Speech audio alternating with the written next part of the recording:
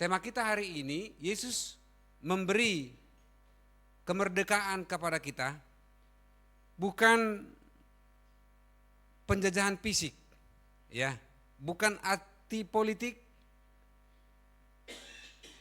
tetapi pembebasan secara arti rohani. Ini sangat penting, sangat dahsyat, ya. Sebab selain penjajahan fisik secara politik antar negara, ada penjajahan rohani.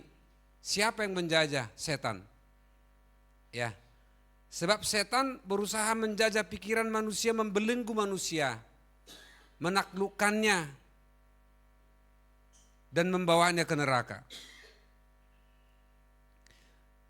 Ini yang kita perdengarkan, bahwa Yesus setidaknya dalam versi ini memberikan dua kemerdekaan.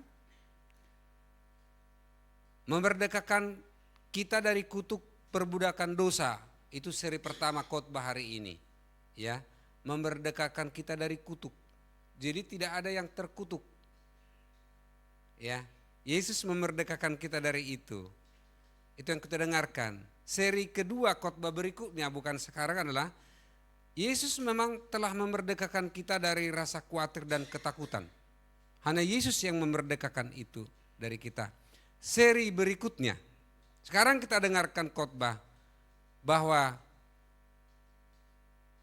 kita merdeka oleh Yesus Kristus, dimerdekakan dari kutuk dosa. Mari kita baca firman Tuhan dalam Yohanes 8, ya, ayat 30 sampai dengan 36. Judulnya kebenaran yang memerdekakan. Yohanes 8 ayat 30 sampai 36. Demikian firman Tuhan. Saya akan bacakan. Ayat 30 sampai 36. Setelah Yesus mengatakan semuanya itu, banyak orang percaya kepadanya. Maka katanya kepada orang-orang Yahudi yang percaya kepadanya, jikalau kamu tetap dalam firman-Ku, kamu benar-benar adalah murid-Ku, dan kamu akan mengetahui kebenaran, dan kebenaran itu akan memerdekakan kamu. Jawab mereka, kami adalah keturunan Abraham dan tidak pernah menjadi hamba siapapun. Bagaimana engkau dapat berkata, kamu akan merdeka?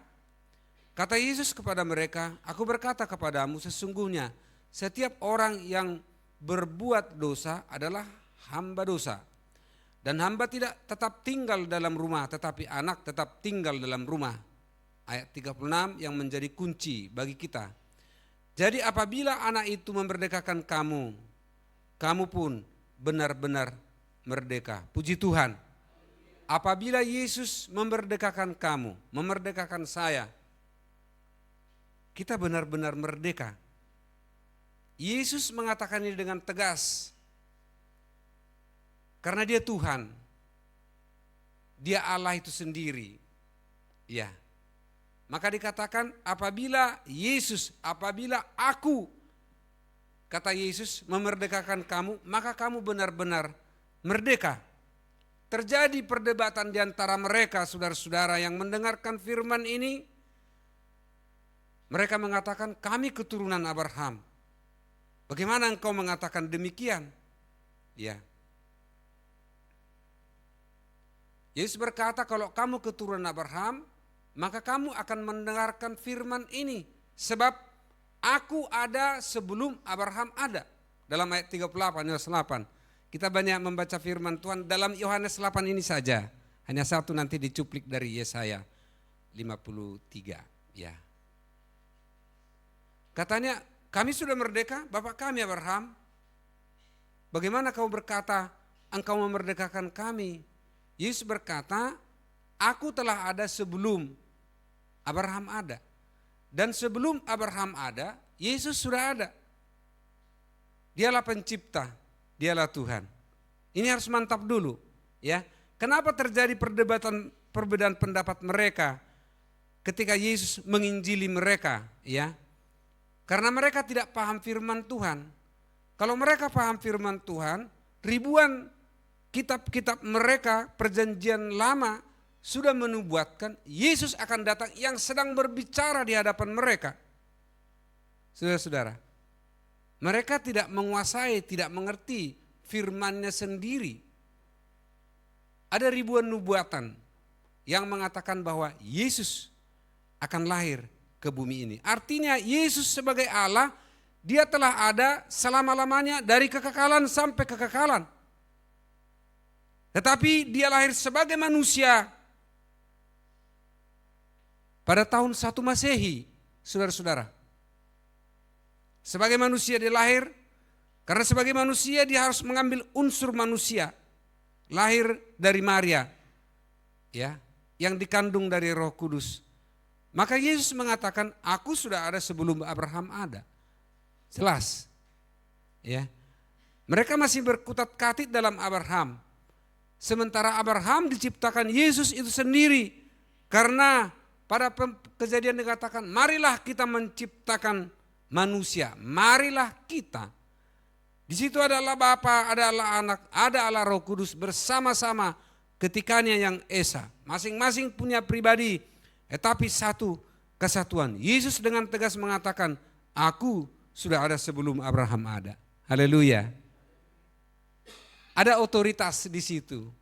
Ada wibawa di situ. Ada kuasa ketika Yesus berkata demikian.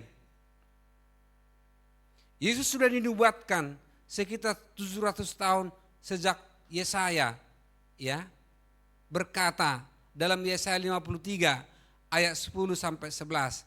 Tolong ditayangkan Yesaya 53 ayat 10 sampai 11 menegaskan Yesus memerdekakan, ya.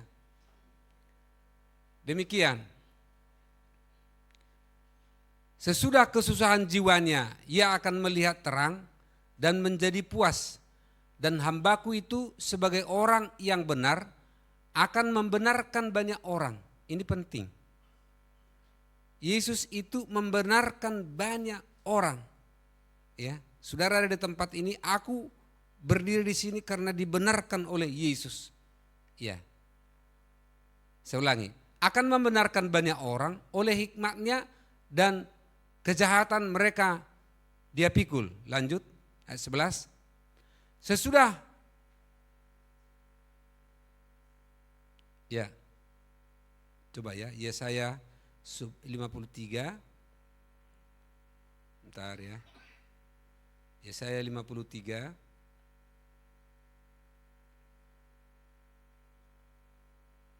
Ya, ayat 10. Dan 11, ya 10 tadi belum ditayangkan, ini ayat 10 ya. Demikian firman Tuhan. Tetapi Tuhan berkehendak meremukkan dia dengan kesakitan. Apabila ia menyerahkan dirinya sebagai korban penebus salah. Ya kan? Apabila Yesus menyerahkan dirinya sebagai korban penebus dosa. Ia akan melihat keturunannya. Saudara-saudara dan saya. Ya. Secara rohani, umurnya akan lanjut dan kehendak Tuhan akan terlaksana olehnya, oleh Tuhan. Ayat 11, sesudah kesusahan jiwanya, ia akan melihat terang dan menjadi puas.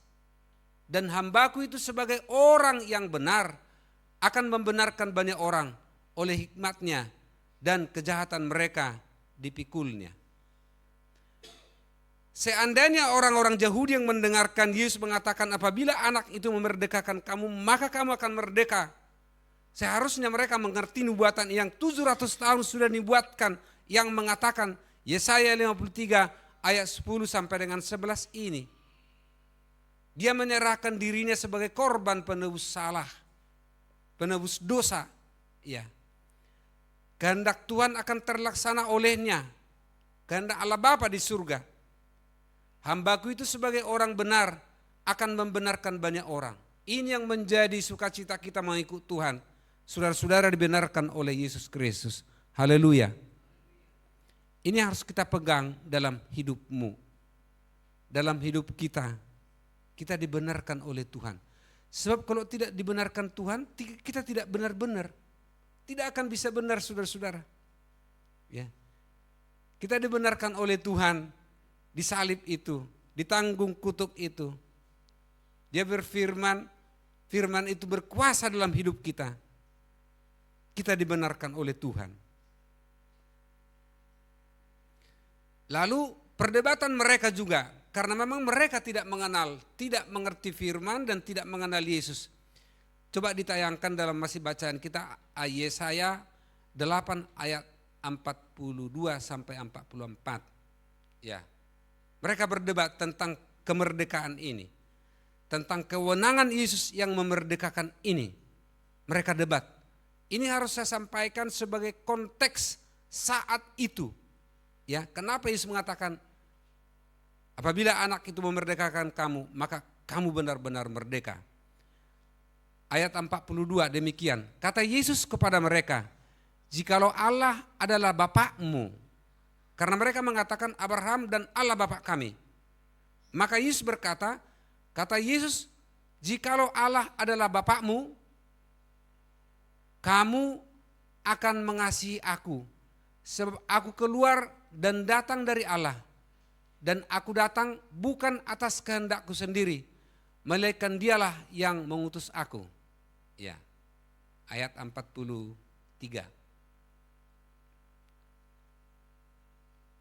Apakah sebabnya kamu tidak mengerti bahasaku?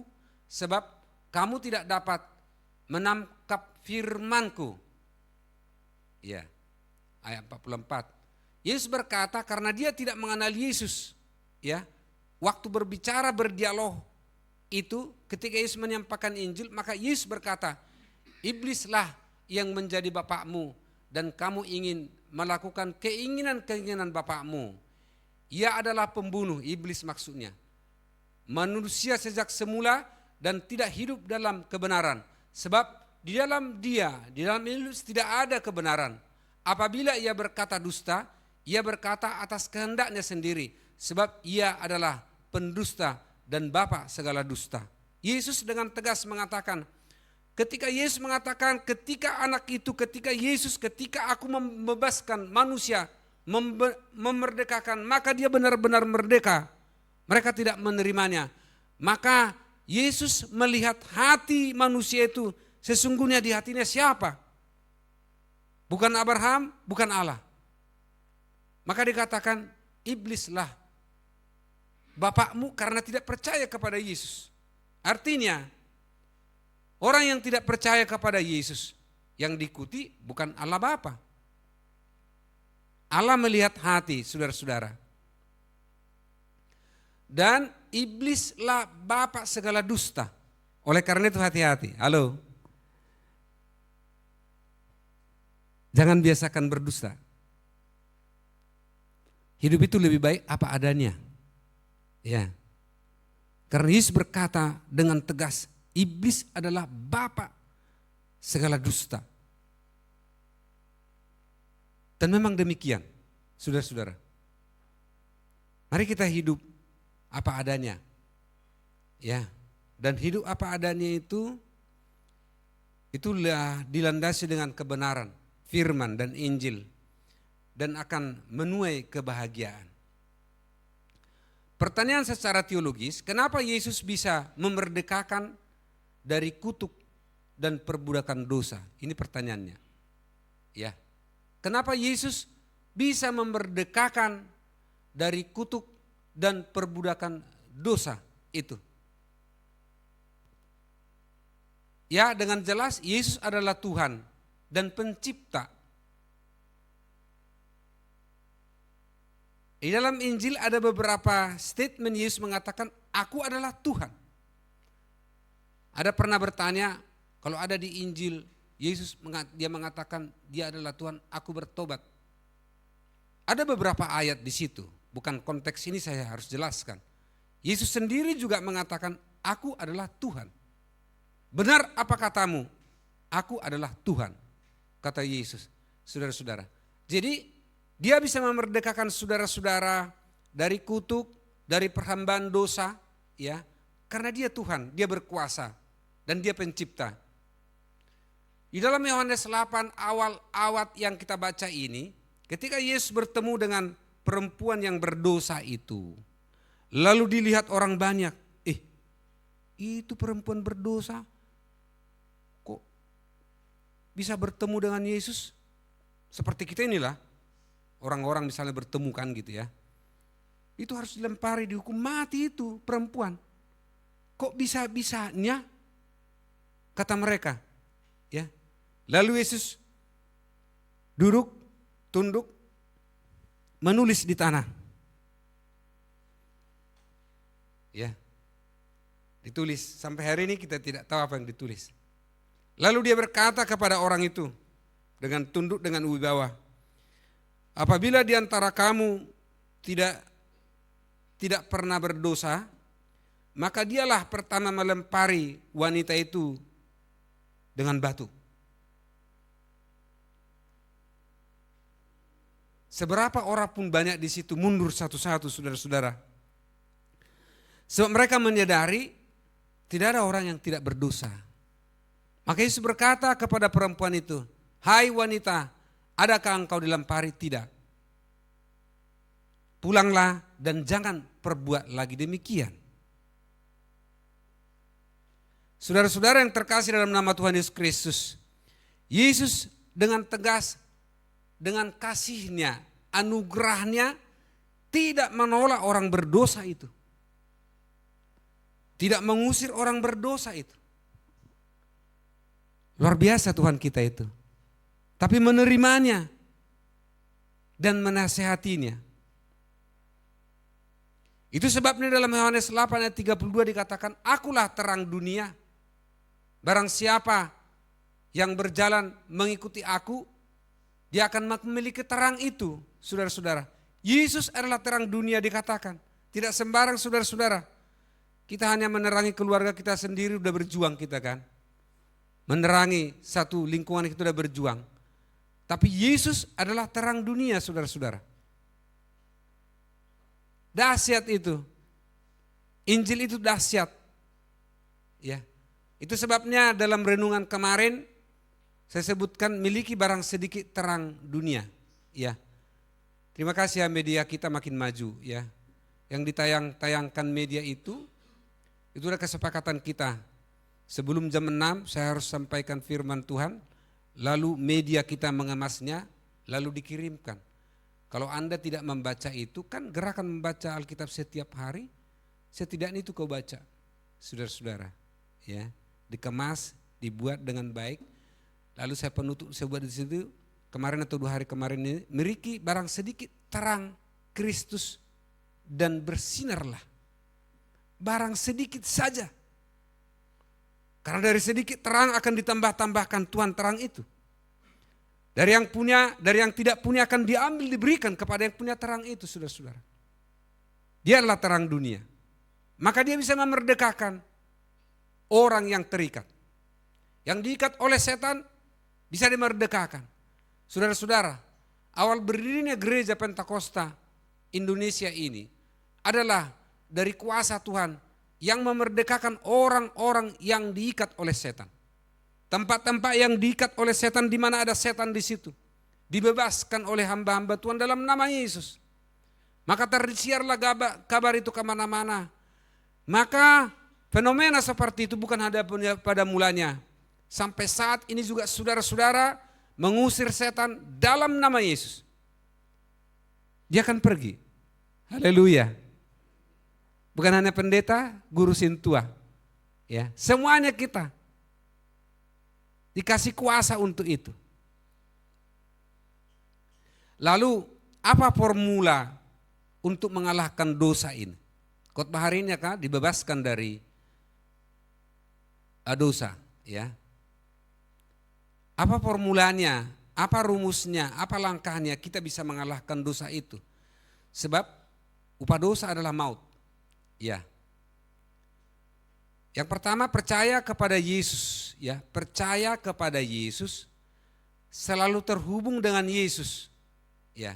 Karena lagunya ku terhubung denganmu, selalu melekat di hatimu.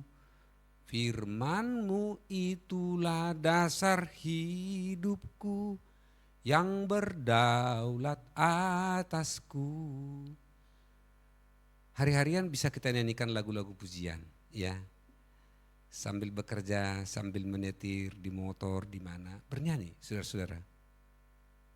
Firman-Mu adalah dasar hidupku yang berdaulat atasku. Firman itu berdaulat. Formulanya pertama supaya kita bisa hidup dengan baik, ya, percaya kepada Yesus. Selalu percaya. Coba tayangkan Yohanes 8 ayat 24. Yohanes 8 ayat 24. Masih tetap dalam bacaan kita. Ya. Yohanes 4 24. Yohanes 8 ayat 24. Ya. Karena itu tadi aku berkata kepadamu bahwa kamu akan mati dalam dosamu, sebab jikalau kamu tidak percaya. Yesus itu luar biasa ya. Kalau orang dalam dosa tetapi tidak percaya kepada Yesus, mati dalam dosanya.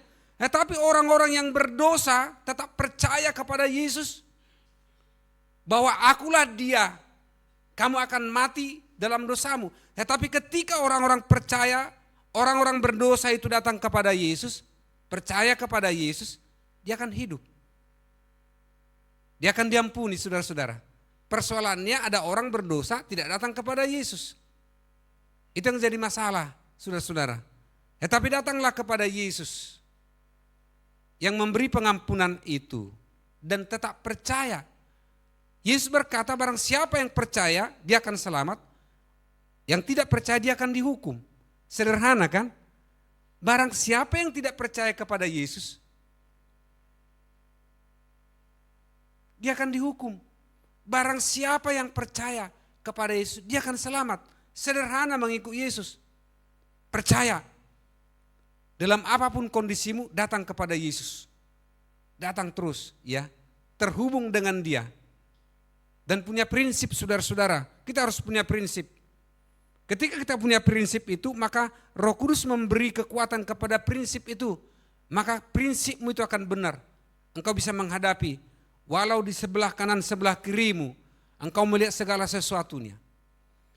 Anak-anak kita akan diberkati Tuhan, anak-anak muda diberkati Tuhan, teruna-teruna saudara-saudara. Dia akan melihat banyak gelombang di dunia ini, semua bisa dia lihat. Apa yang terjadi di dunia ini. Tetapi ketika Yesus ada di hatinya, ketika dia percaya Yesus itu, ketika Roh Kudus ada di hatinya, anak-anak muda akan berjalan dengan baik, tidak akan terpengaruh dengan yang lain-lain.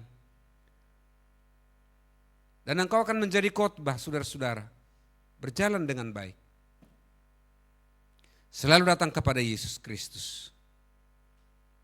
Yang kedua, formulanya kita bisa melawan dosa itu tetap dalam firman Tuhan, ya, hidup firman Tuhan, ya, setiap hari hidup firman Tuhan, baca firman Tuhan, baca renungan. Tolong keluarga membuat renungan di rumah masing-masing, ya, setiap malam, mungkin setiap pagi nggak sempat, buat renungan. Kalau zaman dulu itu ada saat teduh di Gramedia. Kemarin saya sempat sebentar ke Gramedia Tang City, karena kecil nggak ada lagi saat teduh. Kalau dulu kita itu setiap akhir bulan harus ke Gramedia membeli saat teduh atau air hidup atau apa. Lalu sebelum tidur masing-masing duduk bersama, bernyanyi, berdoa, membaca saat teduh itu bergantian. Ya, memimpin doa bergantian, termasuk anak-anak kita yang masih kecil. Saudara-saudara, tiap malam tidak ada malam tanpa renungan, saudara-saudara.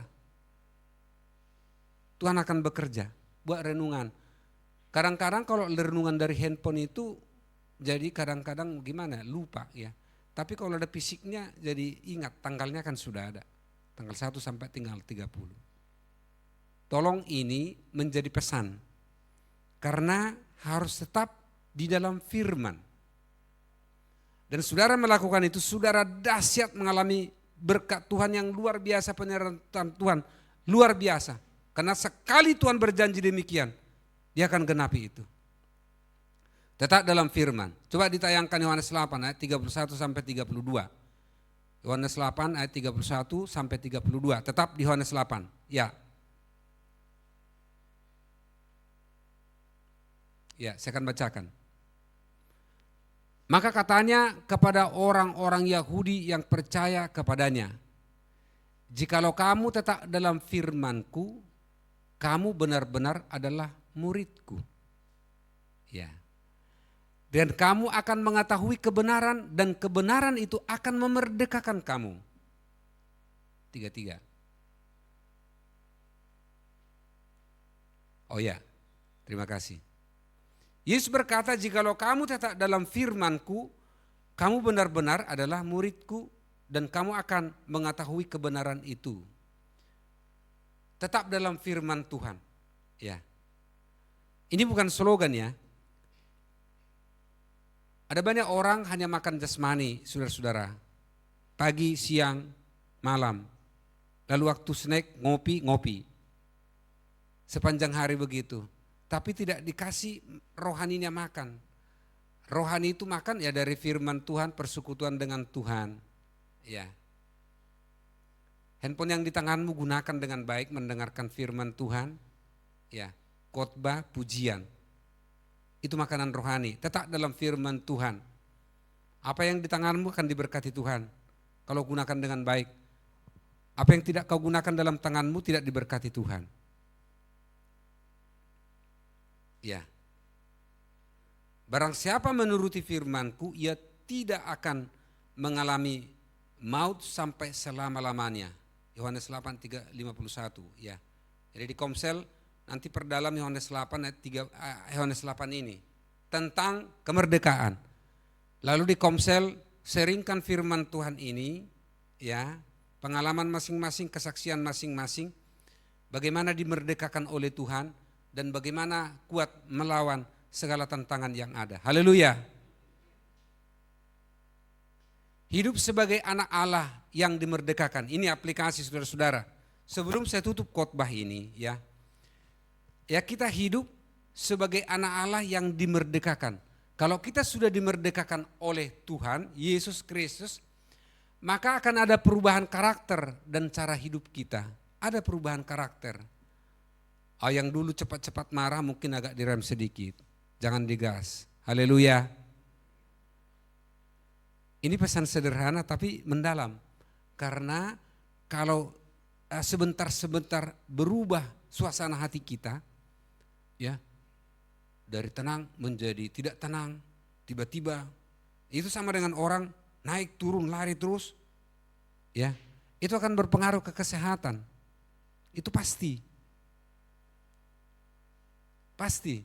Itu sebabnya kalau kita dalami Injil itu berhubungan dengan kesehatan, berhubungan dengan semua hal itu, dengan segala kehidupan berhubungan, ya. Ada perubahan karakter saudara-saudara setelah Yesus memerdekakan kita. Kenapa? Karena bukan kuat, bukan gagah, tapi oleh karena Roh Tuhan. Bukan karena kita kebut semata-mata, tetapi ada Tuhan yang mengaturnya. Kalau begitu kenapa kita harus berubah? Mood kita dalam waktu, detik berdetik berubah terus. Coba itu tugas kita, menstabilkan jiwa kita, psikologi kita, ketenangan kita. Tugas kita. Lalu Tuhan memberi kekuatan. Lalu itu stabil, karakter yang stabil, yang tenang saudara-saudara, menghadapi segala sesuatu. Haleluya. Pengampunan masa lalu, ini karakter orang yang sudah dimerdekakan. Tidak lagi dihantui oleh rasa bersalah atau penyesalan atau dosa-dosa lama. Sekali Tuhan menghapus itu, dihapuskan. Kalau iblis menunjuk dosa yang lama itu urusan, memang dia penunjuk. Jadi kalau ada yang suka nunjuk, hati-hati saudara-saudara. Ya kan? Iblis menunjuk, kau itu dosamu lama begini. Ditunjuk, dikembalikan kepada hal-hal yang lama sehingga dia terikat di situ. Saudara-saudara, sekali Yesus mengatakan, aku ampuni engkau, diampuni selama-lamanya. Lihat ke depan. tegak lurus, ya. Bukan masa lalu, saudara-saudara. Ini tegas. Karena semua manusia mempunyai masa lalu. Tidak ada yang tidak dikecualikan. Tegak lurus ke depan. Itu hebatnya agama Kristen berbeda dengan yang lain-lain. Masih terikat dengan yang lain, yang lama. Kalau Yesus mengatakan kini dan ke depan, ya, ada banyak ajaran-ajaran buku di luar Kristen, ya, masih terhubung dengan arwah-arwah yang sebelum-sebelumnya, ya. Kita enggak dilepaskan itu, tetap ke depan, kini dan ke depan. Kemudian kita harus memiliki kekuatan moral untuk berkata tidak. GPI Taman Royal, anak-anak muda siapapun kita harus berani dan punya prinsip berkata tidak kepada kecanduan. Kecanduan apapun itu, saudara-saudara. Ya. Apalagi kecanduan narkoba, saudara-saudara. Itu merusak otak. Tidak ada lagi kebenaran di situ, saudara-saudara. Yang dikerjakan adalah menghayal semua. Ya. Berkata tidak kepada kecanduan, berkata tidak kepada kebohongan, berkata tidak untuk kebencian, berkata tidak untuk pergaulan yang salah. Saudara-saudara, ini orang-orang yang dimerdekakan oleh Tuhan. Sehingga anak-anak Tuhan, dimanapun anggota-anggota GPI Taman Royal, warnanya akan ada, jelas. Kenapa? Engkau dimerdekakan oleh Tuhan. Warnamu itu jelas. Dan warnamu itulah yang diberkati Tuhan, membuat engkau naik, bukan turun. Akan jadi kepala, bukan jadi ekor. Lah kalau warnanya enggak jelas, bunglon dia, nggak bisa. Saudara-saudara, memiliki kekuatan moral untuk berkata tidak kepada sesuatu hal yang tidak benar. Yesus akan memberi kekuatan kepadamu.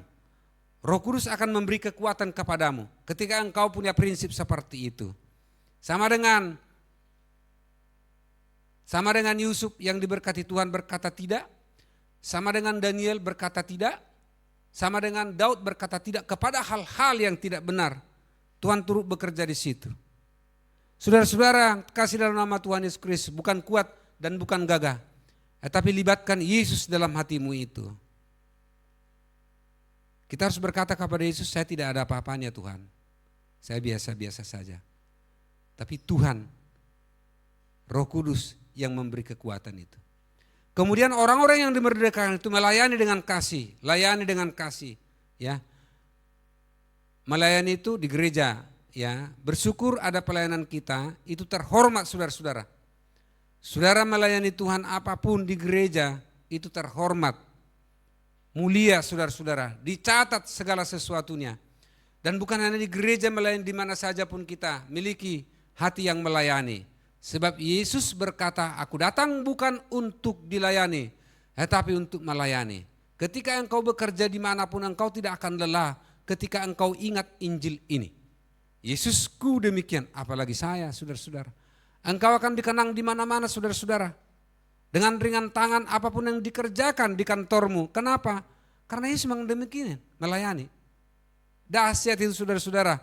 Kalau engkau berjalan disuruh 1 mil, berlari engkau 2 mil.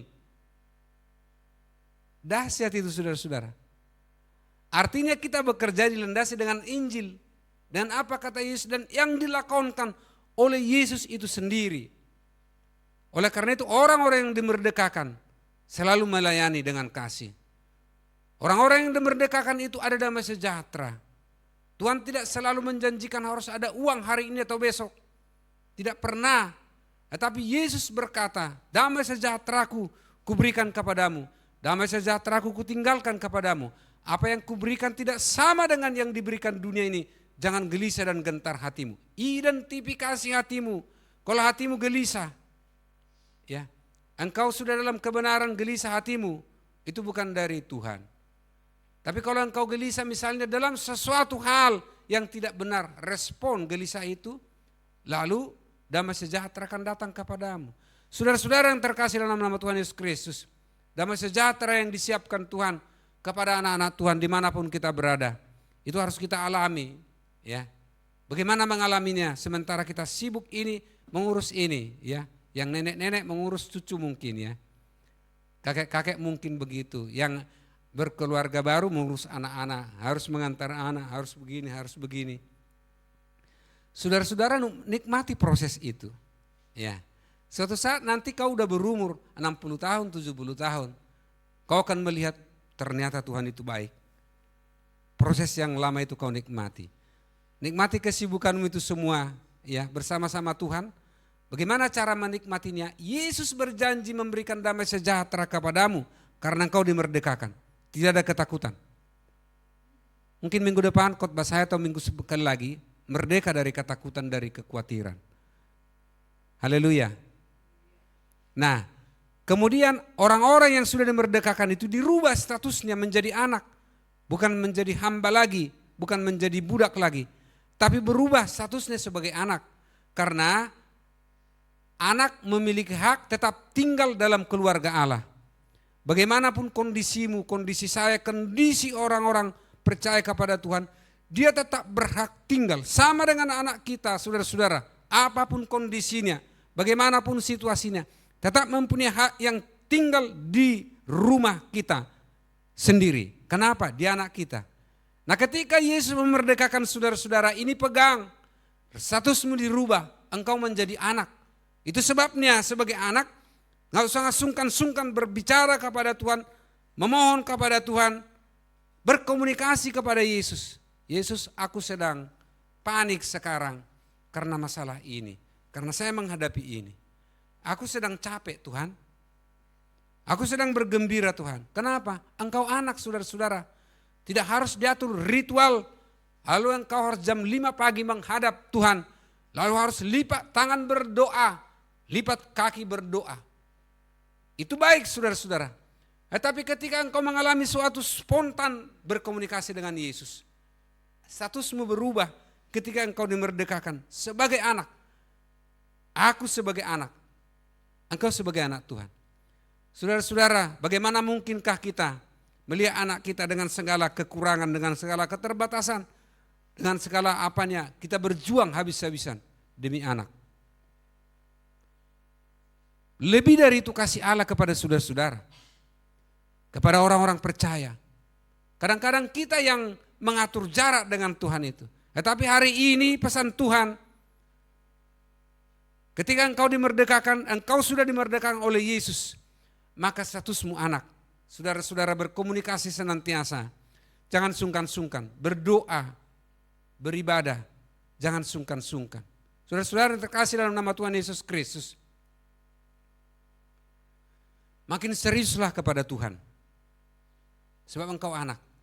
Saya melihat ibadah kita, mulai ibadah datang masih sedikit yang itu. Kemana? Ya, terlambat. Ada yang sudah di khotbah baru datang.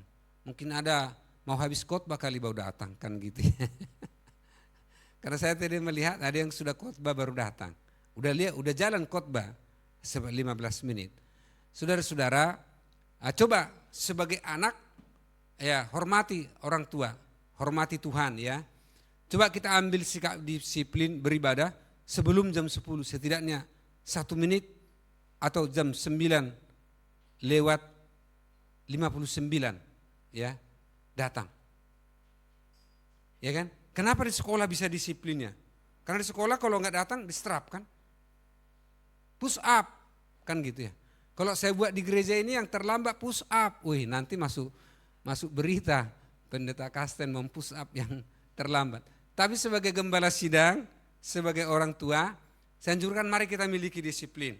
Setidaknya 1 menit sebelum ibadah kita datang. Persiapkan hati, berdoa, lipat tangan. Aku sudah di gereja Tuhan. Saya mau menikmati hadirat-Mu. Amin. Lalu Well mengatakan, mari kita memuji Tuhan. Mari kita melompat. Ya, yang bisa melompat, melompat. Kuat gedung ini.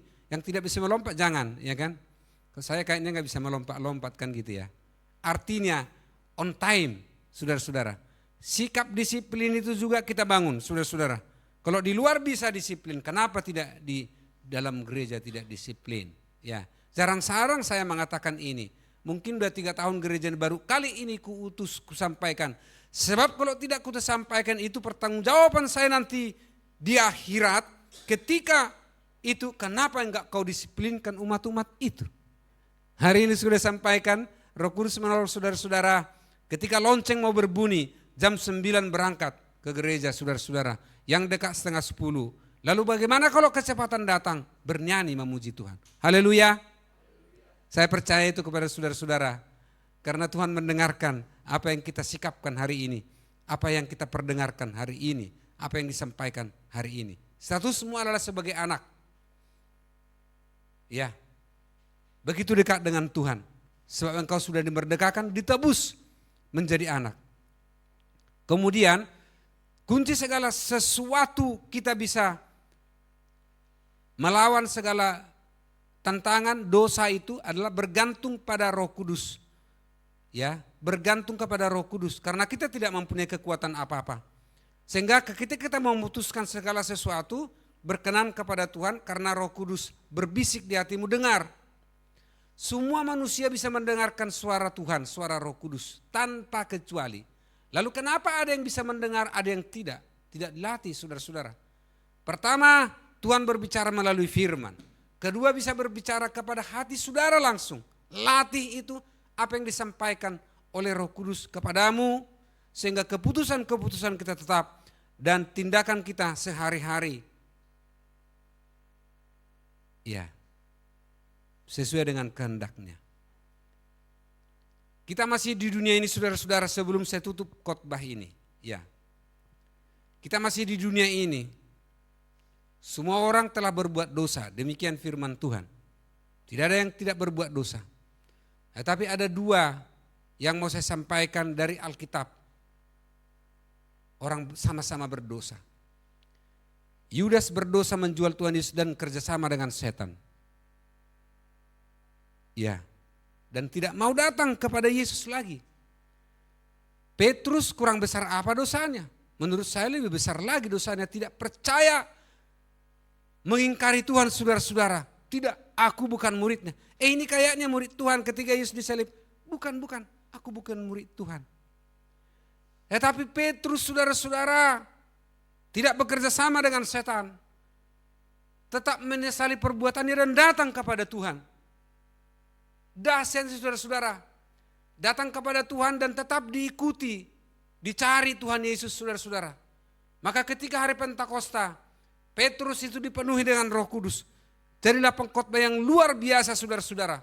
Dan jadilah menuliskan perjanjian baru saudara-saudara.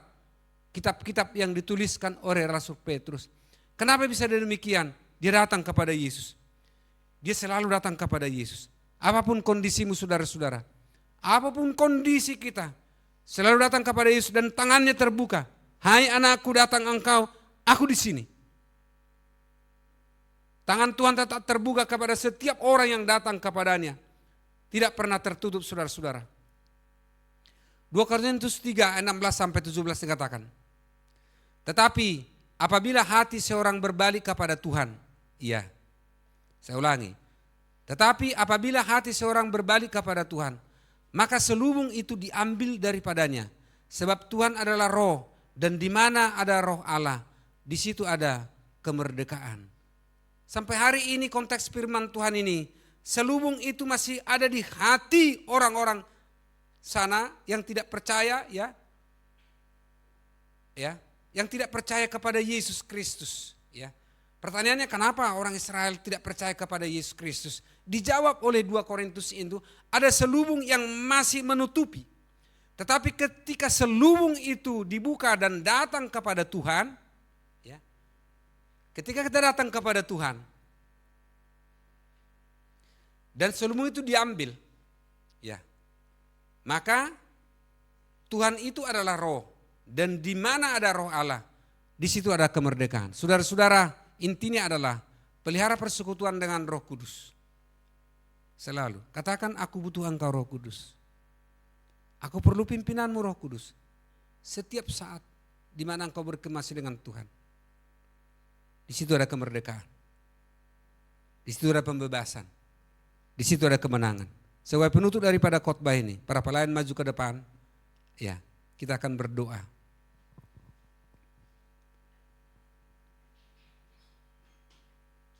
Musik silakan ke depan.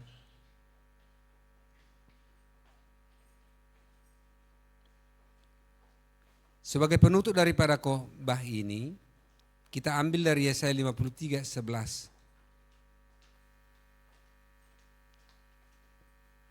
Hambaku itu artinya Yesus ya. Dikatakan begini. Hambaku itu sebagai orang yang benar akan membenarkan banyak orang. Oleh hikmatnya dan kejahatan mereka dia pikul. Yesus itulah yang membenarkan saudara.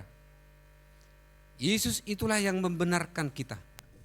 Ya, dibenarkan dan diangkat sebagai anak. Kita terima itu, kita hargai. Kita syukuri itu. Kita bangkit semua berdiri, kita akan masuk dalam doa.